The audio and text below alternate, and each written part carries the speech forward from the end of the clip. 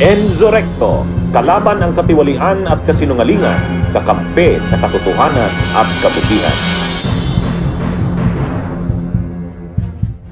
Mga kabunyog, mga kababayan, itong si Congressman Leandro Libeste at si Congressman Terry Ridon nagkakainitan. Ngayon ang tanong sa atin, Attorney, sino ba ang matino diyan sa dalawa? Sino bang mahusay at totoong matino sa dalawa na yan? Si Ridon o si Libeste? Ang totoo, wala akong ma-endorso sa dalawa na yan. Okay sana yung ginagawa pareho ng dalawang yan. Kung sa ginagawa nila okay, kasi pareho sila anti-corruption. Pareho mga mga kabataan, mga youth, kailangan kasi natin ngayon kabataan talaga. Ito na yung inaasahan nating magigisa ng pag-asa ng ating bayan. Ang problema lang, totoo, anti-corruption, si Libeste, si Leandro Ligarda Libeste, kita nyo naman. Akala nyo, ang tapang-tapang, lahat, sabi, yung Cabral list ngayon, yung kanyang obsession. Sabi niya, ilalabas niya daw yung listahan ni yumaong DPWH si Cabral. O nandun daw yung lahat ng mga proponents ng mga insertions. Lahat, kongresista, senador, mga executive officials. Basta't sinabi daw ni DPWH Secretary Vince Dizon na ilabas yun, labas niya daw yun. Talagang, ang ganda ng kanyang advokasya, anti-corruption. Ganon din si Terry Ridon, yung representative ng Bicol Saro Party List. Itong si Terry Ridon, siya rin, anti-corruption din. Kaya lang, sa kanilang pagiging anti-corruption, makikita nyo, mayroon silang mga pinoprotektahan. Mayroong mga pinoprotektahan Halimbawa, si Leandro Libeste, alam naman natin, mas identified na DDS. Identified na DDS pro Duterte, pro Sara. Medyo matino-tino lang kumpara kay Miao, yung congressman ng Dasmariñas, Cavite, si Barsaga. Ayun naman, medyo weirdo naman.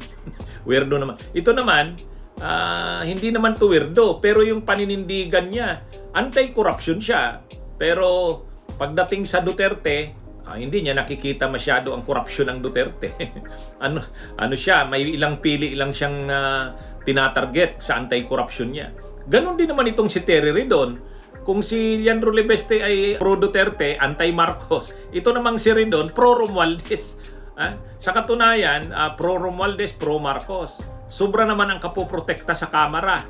Anti-corruption nga, kasi siya pa nga yung head nung TRICOM, yung House Committee on Infrastructure. Pero pinoprotektahan niya rin yung mga kongresista, yung mga kaalyado ng administrasyon. Yan din ang problema dito kay Terry Ridon. Pero magagaling sana kasi magagaling mag-English. Pareho ang background, magaling sa education, UP si Ridon. Naman, alam naman natin, galing sa prominenteng pamilya itong si Leandro Ligarda Libeste. Kaya lang, pagdating na nga sa mga paninindigan, ayan na.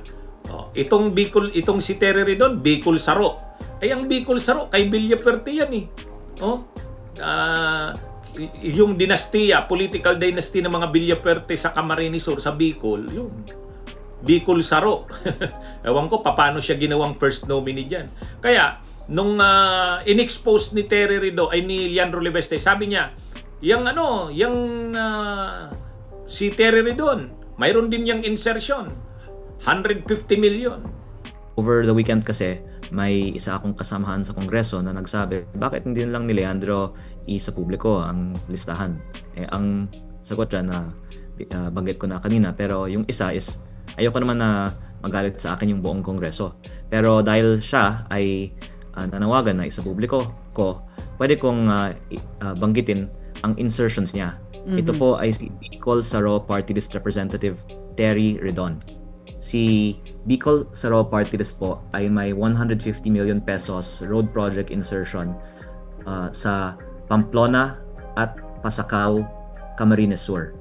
Ito pong dalawang line items, 75 million pesos each, were awarded to the same company, Bicol Gold Rock, at a winning price of 73.5 million pesos, which is 2% below the approved budget.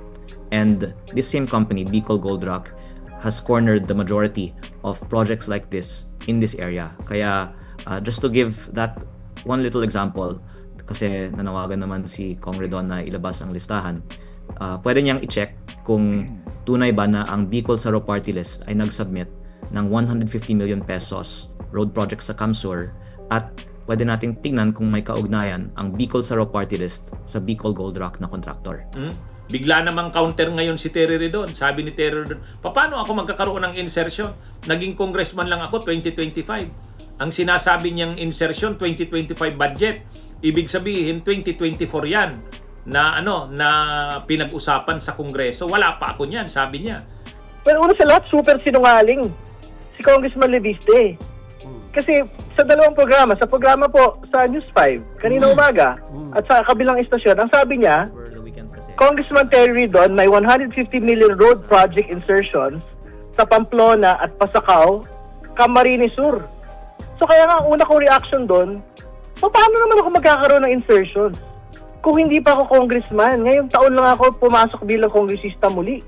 Yung pong budget na pinag-uusapan po ito, whether it's a proposal, whether it's an insertion, an amendment, 2024 po binuo.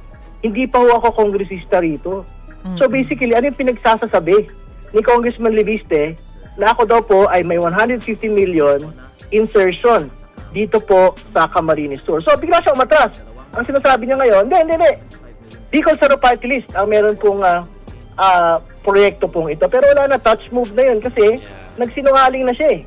Nang sabi niya, ako mismo daw po merong insertion na 150 million. O, totoo ba yon? Totoo naman yon. Kaya lang, ang ibig lang sabihin nun, yung party list niyang Bicol Saro sa Villapuerte yun ang nag-insert ng 150 million. Kaya nga yung location ng insertion, yung project, Pasacao, Pamplona, ay distrito yan ng mga Villapuerte. At yung Gold Rock Construction na siyang nakakuha ng kontrata, identified din yan sa mga Villapuerte. Kaya yan na. Wala eh. Pareho sila may dinidepensahan. Yun ang problema. Pero okay na rin yun. Kahit papano anti-corruption. Kaya lang, yun na nga. Hindi mo mapagkatiwalaan ng todo kasi may mga amo. Bunyog, halikan na kasama ka. Bunyog, kapag buklod ay may pag-asa. Luzon, Visayas, Mindanao, isa ang pananaw. Sa bagong Pilipinas ang bunyog isisigaw. Bunyog, bunyog, bunyog.